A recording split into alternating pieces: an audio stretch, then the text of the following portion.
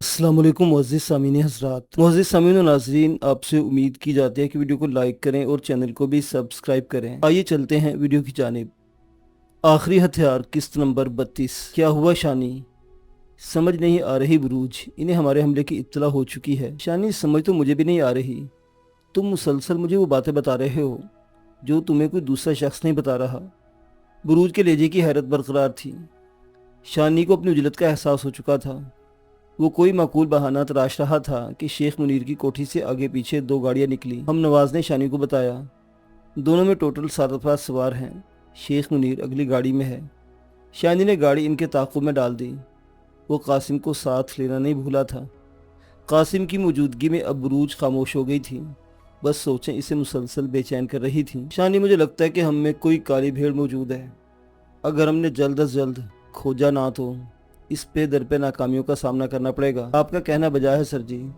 गुज़श्ता कई महीनों से हम कोई काबिल ज़िक्र कामयाबी हासिल नहीं कर सके। इसकी वजह हमारी अंदरूनी खबरें बाहर निकल रही हैं। शानी, फारूक बलोच के बताए गए 3 ठिकानों, आरिफ शकील पर हमला और अब शेख मुनीर की कोठी पर तुम्हारा रेड, इन तीनों कार्रवाइयों पर सोचा जाए तो टोटल 5 अफराद को इन मुश्तरका कार्रवाइयों का इल्म था। बाकी लोगों में किसी को एक कार्रवाई का पता था, किसी को दूसरी और किसी को तीसरी का। सरजी ने पुरसोच लहजे में कहा। शानी ने सरजी को सूरत हाल से आगाह किया तो उन्होंने फौरन शानी को बिल्डिंग में बुला लिया था। शानी का शेख मुनीर को रास्ते में घेरने का प्लान था, मगर उन्होंने इंतहाई गुंजान आबाद सड़कों का इंतखाब किया था। शानी को एक्शन में आने का मौका नहीं मिला था। ताहम वो इनकी नई रहायशगाह हम नवाज की वजह से जानने में कामयाब हुआ था। शेख मुनीर उसके साथ ही सुल्तान बाहू रोड पर वाक़ घर में गए थे। सरजी इंतहाई उदास और परेशान थे। शानी के चेहरे पर भी गम की गहरी तह जमी हुई थी। इनके ग्रुप का इंतहाई वफादार साथी तलहा गुज़श्ता रोज़ शहीद हो चुका था। इनके साथ इनके 2 करीबी साथी शर्जील और शामिल भी वतन अजीज़ पर जान का नजराना पेश कर चुके थे। आरिफ शकील पर किया जाने वाला हमला बुरी तरह नाकाम हुआ था, क्योंकि आरिफ शकील ने 30 के करीब बंदे पहले ही घात में लगाकर बिठाए थे। हमजा और मंजर शदीद जख्मी थे। हमजा ने सरजी को वाज़े बता दिया था कि आरिफ शकील को हमारी कार्रवाई की खबर पहले पहुंच चुकी थी, इसलिए वो बिल्कुल तैयार बैठे थे। सरजी ने शानी को पुकारते हुए कहा, शानी बुरा मत मानना, मुझे बुरूज पर शक आ रहा है। शानी पल भर के लिए अंदर से लर्ज कर रह गया। बुरूज इसके दिल की धड़कन के साथ धड़कती थी, इसकी सांसों के साथ तहलील थी। बुरूज की गद्दारी का वो तसव्वुर भी नहीं कर सकता था, क्योंकि बुरूज ने 12 मौके पर जान पर खेलकर इसका साथ दिया था। इसने अंदरूनी जज्बात को संभालते हुए ठहरे हुए लहजे में कहा, सर जी, होटल में हम फायरिंग होने से लेकर शेख मुनीर पर चढ़ाई का प्लान बनाने तक बुरूज मुसलसल मेरे साथ थी। इस दौरान 1 मिनट के लिए भी वो इधर से उधर नहीं गई। ना ही इसे किसी का फ़ोन आया, ना इसने किसी को किया। फिर भी हमारे पहुंचने से पहले इन लोगों को इल्म हो गया कि इन पर हमला होने वाला है। समझ में न आने वाली बात है कि इन लोगों के पास कोई जादू है या जिन्नात हमारी खबरें पहुंचा रहे हैं। सरजी ने परेशानी में बड़बड़ाने वाले अंदाज में कहा। शानी के दिमाग में एक धमाका हुआ। तारीख की बातें वो अक्सर भूल गया था, मगर जादू का लफ्ज़ सुनकर इसे याद आया कि बुरूज की ज़ात तारिक की नज़र में इंतहाई पुरस्कार और माफूकुल फहम है, क्योंकि तारिक इसे फ़ोन पर बुरूज का चंद सेकंडों में तीसरी मंजिल से शानी के पास पहुंचने का भी बता चुका था। हम नवाज, फौरन चेक करो बुरूज इस वक्त क्या कर रही है। शानी, तुम गलत सोच रहे हो। रोशन नवाज के लहजे में नाराज़गी थी। जिसे तुम रगों में दौड़ने वाले खून में शामिल कर चुके हो, इसकी ज़ात को शक की ऐनक लगाकर देख रहे हो। रोशन नवाज, मैं शक नहीं कर रहा। मोहब्बत किसी भी शक से पाक होती है, तो फिर बुरूज की निगरानी। रोशन नवाज तड़प कर बोला। शानी के अंदर हलचल मची उठी थी। इसे लग रहा था कि जैसे हवा के तेज झक्कड़ चलने लगे हैं। रोशन नवाज की बातें इसे लहू लहू कर रही थी, क्योंकि बुरूज को खुद से बढ़कर प्यार करता था। वो ये तस्वुर भी नहीं कर सकता था कि बुरूज इसे धोखा देगी। रोशन नवाज, शानी जो कुछ कह रहा है इसे करने दो।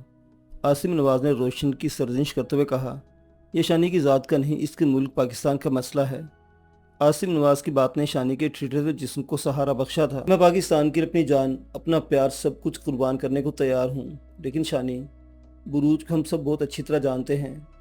रोशन नवाज बुरूज को किसी सूरत गद्दार मानने को तैयार ना था, और होता भी कैसे, बुरूज इसी की तो थी। मगर आसिम नवाज हस्ब आदत इसे टोकने लगा। रोशन नवाज, तुम तारिक की बातें भी मनहूस रखो। इसने खुद अपनी आंखों से बुरूज को चलती हुई गाड़ी को हाथों में उठाते देखा है।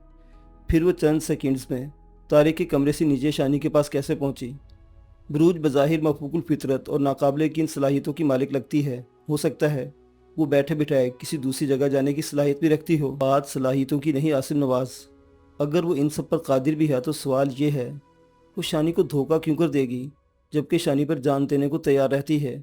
याद नहीं गुरिया बस्ती में जब शानी से साथ रहने से इनकारी हुआ था तो बरूज ने पेट में छुरी घोंप दी थी। रोशन नवाज में खुद भी बरूज को एक आम लड़की ही समझता हूँ और उसे उतना ही प्यार करता हूँ कि खुद से बढ़कर बरूज पर यकीन है, मगर चंद दिन बरूज की निगरानी में कोई कबाहत नहीं। शानी हमारे पास अभी चंद ऑप्शन मौजूद हैं। सरजी की आवाज़ ने शानी को इसकी तरह मबजूल करवाया।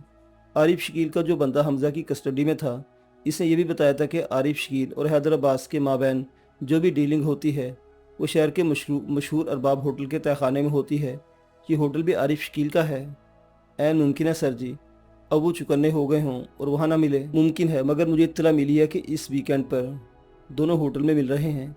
शानी इस बार ऐसा प्लान बनाना चाहता हूँ कि ऑपरेशन के बारे में किसी को कानो कान खबर ना हो। सर जी हमजा ज़ख्मी है, वरना इस ऑपरेशन के हम दोनों काफ़ी थे। फिर भी आप मुझ पर भरोसा रखिए, मुझे सिर्फ अब्दुल्ला चाहिए। इंशाअल्लाह हम दोनों को आपके कदमों में ला फेंकेंगे। मैं प्लान को अपनी शक्ल देकर तुम्हें बताऊंगा। फिलहाल ये बताओ तुम शेख मुनीर का क्या कर रहे हो? मेरा ख्याल है सर जी आज रात इसे भी देख लेते हैं। इसके घर में अपने हमरा सिर्फ बुरूज को लेकर जाऊंगा, इस तरह बुरूज का भी पता चल जाएगा। ठीक है शानी, तुम जो बेहतर समझते हो करो। सर जी से इजाज़त लेकर शानी सीधा बुरूज के पास पहुंचा। हम नवाजे से बता दिया था कि वो फ्लैट में मौजूद है। पूरी दुनिया को चंद गैर मरई हाथ अपने कंट्रोल में करते जा रहे हैं। इनका तरीक़ा गैर महसूस मगर लामुतनाही है। ये हाथ ऐसे बर्क रफ्तार पाँव रखते हैं कि कुर्रा अर्ज की बादशाहत के हुसूल में कोई इनके मद्दे मुकाबिल ना दौड़ सके। ये वसी और बुलंद पाया सोच रखते हैं कि ऐसे कि कोई इनकी बराबरी का सोच ना सके। ये हद दर्जा जहाँ दीदा और शातिर हैं। ये रियासतों को ऐसा कदगन लगाते हैं कि इन्हें अपनी तबाही का एहसास तक नहीं होता। जब होता है तब तक रियासतें लूली रंगड़ी और माजूर हो चुकी होती हैं। अपने बचाव के लिए इनके पास कोई ऑप्शन नहीं होता माँ सिवाय इसके कि वो इन्हीं लुटेरों को मसीहा समझते हुए आवाज़ें दें। रियासतों की दुहाई पर जब ये मसीहा पहुँचते हैं तो फिर अपना ही इनका दायरा अमल होता है। इसके बाद साहिब इक़्तिदार से लेकर अवामुन नास तक सब इनके दायरा अमल में चले जाते हैं। यहीं से इनके बाकमाल हद दर्जा वसी और बुलंद पाया दिमाग का अमल शुरू होता है।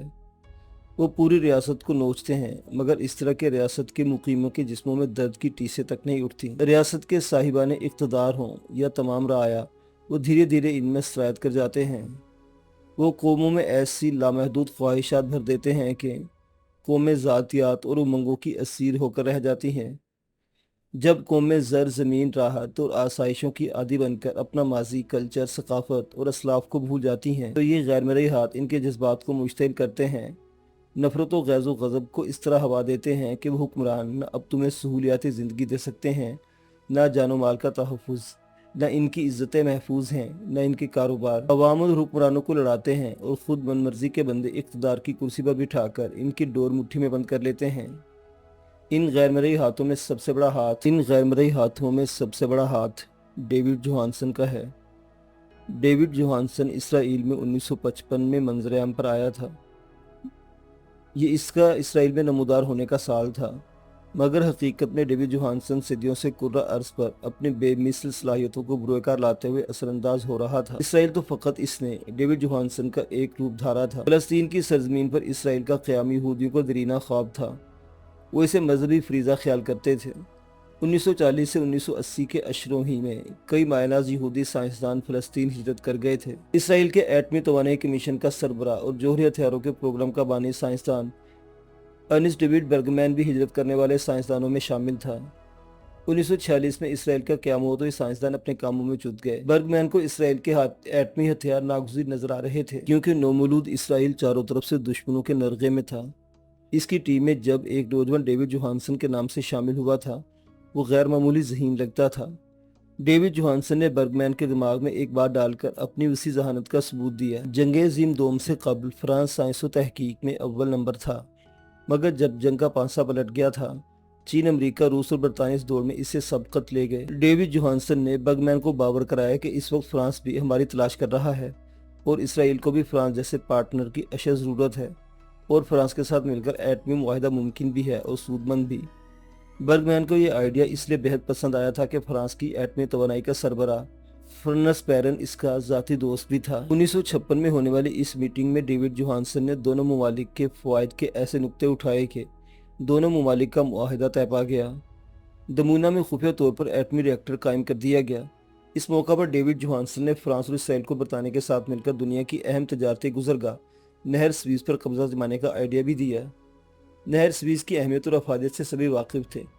تینوں ملکوں نے مل کر اس پر قبضے کی کوشش کی تھی، مگر بیچ میں امریکہ اور روس کود پڑے تھے، اس لیے انہیں پیچھے ہٹنا پڑا اور ری ایکٹر کے لیے 1959 میں 20 ٹن بھاری پانی ناروے سے خریدا گیا۔ یہیں سے ڈیوڈ جوہانسن اسرائیلی اعلیٰ حکام کی نظر میں آیا۔ اس کے بعد ایک کے بعد دیگرے اس نے ایسی کامیابیاں سمیٹی تھیں کہ وہ اسرائیل کے ایوانوں میں کامیابی کی ضمانت سمجھا جانے لگا۔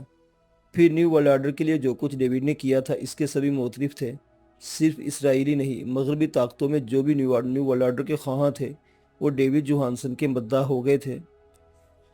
ڈیوڈ جوہانسن کا یہ ایک اور دنیاوی روپ تھا۔ کائنات میں اس کے کئی روپ تھے، ہر روپ میں اس نے کائنات کی ہر شے سے خود کو اعلیٰ اور عرفہ ثابت کرنے کی کوشش کی تھی۔ اپنے مقصد میں وہ بتدریج کامیاب ہو رہا تھا۔ اقوام عالم میں 70% لوگ اور ملک اس کے تابع دار اور مطیع تھے، ماں سوائے کچھ مسلمانوں کے۔ کائنات کی ابتدا سے لے کر انتہا تک اس کا سب سے بڑا دشمن مسلمان تھا۔ اس نے نیو ورلڈ آرڈر کے لیے جتنی بھی کوششیں کی تھیں، اس کا مقصد صرف مسلمانوں کو اپنا مطیع بنانا تھا، انہیں باور کرانا تھا کہ دنیا میں صرف ایک ہی حکمران ہمیشہ رہ سکتا ہے جو مسلمانوں میں سے نہیں ہو سکتا۔ اس نے مسلمانوں کے خلاف کئی محاذ کھول رکھے تھے، ہر محاذ پر وہ کسی نہ کسی روپ میں موجود تھا۔ اس کا اصل روپ کسی زیرو کے لیے دیکھنا ممکن نہیں تھا، ہاں البتہ مسلمانوں کے پیغمبر نے اسے کھوجا تھا اور مسلمانوں کی مقدس کتاب قرآن مجید نے انہیں اس سے آگاہی دی تھی، اور کچھ ایسے ہتھیار بھی مسلمانوں کو سونپے تھے جن کے استعمال سے اس کی کمر ٹوٹ جاتی، مگر پھر بھی اس نے کئی محاذوں پر مسلمانوں کو شکست سے دوچار کر رکھا تھا۔ وہ ان میں مختلف اشکال سے دھنس جاتا تھا، وہ کسی کے سامنے اصل روپ میں نہیں آتا تھا، ماں سوائے اپنے چیلوں کے۔ جب وہ سمندر پر ڈیرے جماتا تھا تب وہ اصل روپ یعنی گرو کے روپ میں ہوتا تھا، اور اس کے سامنے کروڑوں اربوں چیلے سربہ سجود ہوتے تھے۔ شانی کے ہاتھ میں سائلنسر لگا پسٹل اور کندھے سے مشین گن لٹک رہی تھی۔ یہی تیاری بروج کی بھی تھی۔ بروج کو شانی نے اچانک ہی کال کر کے بلایا تھا اور بنا کچھ بتائے گاڑی میں بٹھا کر سلطان باہو روڈ پر لے آیا تھا۔ اس نے راستے میں اس طرح رات کے اچانک بلانے کی وجہ پوچھی تو شانی نے فقط اتنا کہا، کچھ دیر قبل تمہیں پتہ چل جائے گا۔ شانی نے آخری وقت تک اپنے عزائم خفیہ رکھے۔ سلطان باہو روڈ پر واقع دودھیا پینٹ سے آرستہ بڑے گھر کے سامنے پہنچ کر شانی بولا، بروج اس گھر میں شیخ منیر اپنے آدمیوں کے ساتھ موجود ہے، ہم نے شیخ منیر کو زندہ پکڑنا ہے، باقی جو بھی نظر آئے اڑا دو۔ تمہاری اس بات سے کہ تیاری کر کے آنا، میں سمجھ گئی تھی، سیٹ کے نیچے اسلحہ پڑا ہوا ہے۔ بروج جو بھی ہو، آج نتائج حسب منشا لینے ہیں۔ ہم نے پاکستان کے غداروں کو بہت ڈھیل دے دی اور مجھ سے برداشت نہیں ہوتا۔ شانی کے لہجے میں اس قدر سختی تھی کہ بروج نے بے اختیار اسے بغور دیکھا۔ ایسا ہی ہوگا شانی، تم فکر نہ کرو، میں آج شیخ منیر کے علاوہ کسی کو زندہ نہیں چھوڑوں گی۔ دونوں نے ضروری اسلحہ اٹھایا اور گھر کے عقبی طرف چلے گئے۔ شانی نے انتہائی مختصر وقت میں حملہ کا لاحِ عمل واضح کیا تھا۔ عقبی حصے کی دیوار کافی طویل تھی۔ بروج دیوار کے مشرقی طرف چلی گئی، شانی مغربی حصے سے دیوار پھلانگ کر اندر اترا تھا۔ عقبی طرف تیز روشنی کے لیے بڑے بڑے سائز کے بلب لگے ہوئے تھے، تاہم درختوں کی بہتات روشنی کے سامنے بڑی رکاوٹ تھی۔ رات کی گہری خاموشی میں پودوں اور پھلدار درختوں کی متفرق خوشبو رچی بسی تھی۔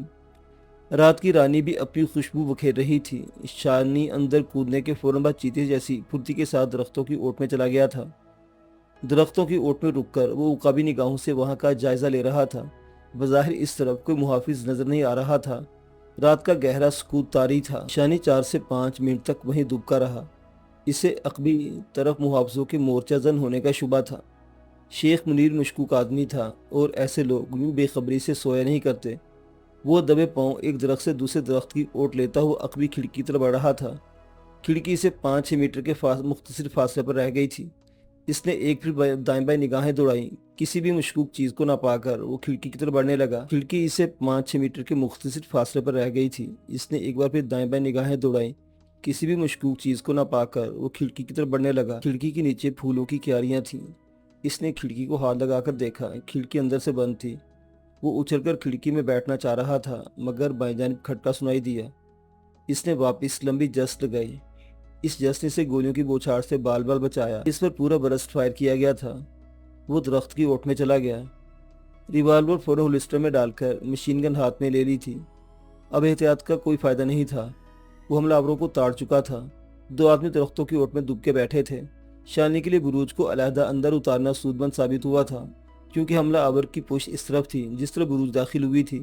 बुरूज ने शानी पर फायरिंग होते देख ली थी। इसने बिला ताखीर दोनों आदमियों पर फायर खोल दिया। इसका निशाना बिल्कुल दुरुस्त था, दोनों आदमियों को तड़पने का मौका भी नहीं मिला। शानी फुर्ती से उठकर खिड़की में पहुंच गया। बुरूज बेखबर थी कि इसकी तरफ भी दो आदमी मौजूद हैं, जो ना सिर्फ बुरूज को देख चुके हैं बल्कि इसे निशाने पर रख लिया था। बुरूज को जब तक इस बात का इदराक होता तब तक तड़तड़ करती गोलियां इसकी जानिब लपक चुकी थीं। दोनों आदमियों के पास ट्रेन गन्नें थीं। दोनों ने बेक वक्त फायर खोले थे। गोलियों का जत्था बुरूज की तरफ लौका, लेकिन बुरूज अपनी जगह से 1 इंच भी नहीं सिरकी। यह के बाद दीगरे गोलियां इसके बदन में पेवस्त हो गई। 20 गोलियां खाने के बाद भी बुरूज अपनी जगह से टस से मस नहीं हुई थी। ना ही जिस्म से खून का कतरा निकला था, ना कोई जख्म और ना ही चेहरे पर कर्ब के आसार थे। ये हैरत अंगेज करिश्मा देखकर गोलियां चलाने वाले दोनों की घिघी बंद गई। वो जहां खड़े थे वहीं साकित और जामिद हो गए। बुरूज बड़े इत्मीनान से चलती इनके सरों पर पहुंची तो इन्हें होश आया। खौफ व हरास इनके चेहरों पर ठहर गया। वो फटी आंखों से इस खूबसूरत लड़की को देख रहे थे जिससे कई गोलियां जरा बराबर गजन न पहुंचा सकी थी। बुरूज को अपने करीब आकर वो चंद कदम पीछे की तरफ सिरके, फिर पलटकर सर पर भागने लगे थे, मगर बुरूज की स्टेन गन से निकलती गोलियां इनकी जिंदगियों के चिराग गुल कर गई थी। बुरूज जाकर उस खिड़की के पास पहुंची जहां चंद मिनट पहले शानी चढ़ा था। खिड़की का टूटा शीशा बता रहा था कि शानी अंदर दाखिल हो चुका है। बुरूज ने सामने से अंदर जाने का फैसला किया था। इसे शुबा था कि फायरिंग ने अंदर के मुकीनों को चौकन्ना कर दिया होगा और वो मेन गेट से भागने की कोशिश करेंगे। बुरूज जब भागती हुई सामने की तरफ आई तो इसका शुबा दुरुस्त साबित हुआ। पोर्च में गाड़ी स्टार्ट खड़ी थी। अंदर से शेख मुनीर एक आदमी के साथ भागता हुआ गाड़ी की तरफ आ रहा था। बुरूज सुकून से खड़ी इन्हें देखने लगी। शेख मुनीर के एक हाथ में चमड़े का बैग, दूसरे हाथ में रिपीटर गन थी। इसने फुर्ती से बैग दरवाजे से अंदर फेंका और बर्क रफ्तारी से बैठ गया। ड्राइविंग सीट पर पहले से आदमी मौजूद था। दूसरा शख्स भी घूम के अंदर बैठ चुका था। इसके बैठते ही गाड़ी एक झटके से ड्राइवे पर दौड़ने लगी। इस वक्त गाड़ी बुरूज से 100 मीटर से ज्यादा फासले पर थी। लहजा भर बुरूज ने इनकी तरफ स्टेन गन सीधी की, मगर फिर झुका ली, जैसे परिंदा उड़ने के जमीन से जस लेता है। इसी तरह बुरूज ने जस ली और पलक झपकते में ड्राइवे पर गाड़ी के सामने खड़ी हो गई। गाड़ी के सवारों ने अचानक नमूदार होने वाली इस खूबसूरत लड़की को बुरी तरह चौंक कर देखा। लड़की के अचानक नुज़ूल ने इन्हें इस कदर हैरान कर दिया था कि ड्राइवर ने बेइख्तियार गाड़ी रोक दी। देखते क्या हो, कुचल दो इसे। शेख मुनीर हलक के बल धाड़ते हुए ड्राइवर को हुक्म दिया, मगर बदहवासी में ड्राइवर से गाड़ी बंद हो चुकी थी। वो बार बार सल्फ दे रहा था। बुरूज सुकून से खड़ी इनके हरकत देख रही थी। शेख मुनीर इंतहा गुस्से में बाहर निकला और रिपीटर का रू बुरूज की तरफ करके गोली चला दी। 1700 किलोमीटर फी घंटा की रफ्तार से चलने वाला कारतूस बुरूज की तरफ बढ़ा तो इसने हाथ बढ़ाकर कारतूस को गेंद की तरह कैच कर लिया। शेख मुनीर को दूसरा फायर करने की हिम्मत नहीं हुई थी। वो नाकाबिल यकीन हालत में गिरफ्तार एक ही जगह जम गया था। बुरूज ने कारतूस मुट्ठी में पकड़कर बाजू से घुमाया और कारतूस वापस गाड़ी की तरफ उछाल दिया। कारतूस गाड़ी से बम की तरह टकराया और गाड़ी जोरदार धमाके से फजा में बुलंद होती गई। इसे आग अपनी लपेट में ले चुकी थी। शेख मुनीर धमाके ही से एक तरफ गिर गया था। गिरने से इसे कोई गहरी चोट नहीं आई थी, मगर खौफ इसे होशो हवास से बेगाना कर चुका था। अंदर से शानी भागता हुआ बाहर आया और हैरत से वहां का मंजर देखने लगा। गाड़ी आग के शोलों की लपेट में थी। बुरूज शेख मुनीर के पास खड़ी हुई थी। शानी ये लोग गाड़ी में बैठकर भाग रहे थे। मैंने गाड़ी पर फायर कर दिया, जिससे गाड़ी का फ्यूल टैंक धमाके से फट गया। ये शायद जहूली से मुझे शेख मुनीर लगता है खुशकिस्मती से बच गया है।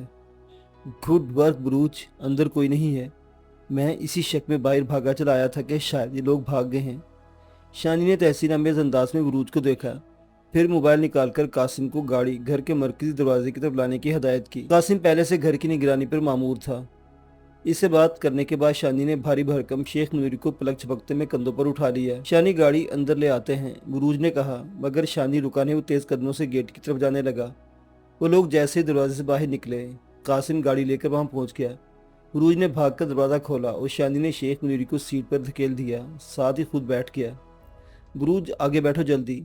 शानी के लहजे में तेजी दर आई थी। पुलिस मोबाइल के सायरन सुनाई देने लगे थे। फायरिंग की आवाज़ें सुनकर गालिबन पड़ोसियों ने पुलिस को इत्तला दे दी थी। पुलिस हस्बे रवायत ताखीर से पहुंची थी। शेख मुनीर को खुबे ठिकाने पहुंचाकर शानी ने सरजी को फ़ोन पर इत्तला दे दी।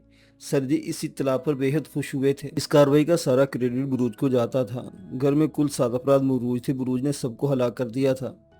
सिर्फ शेख मुनीर को शानी की मंशा के मुताबिक जिंदा पकड़ लिया था। शानी का ख्याल था कि बरूज के मामले में सरजी मुतमिन हो चुके होंगे, मगर ऐसा नहीं था।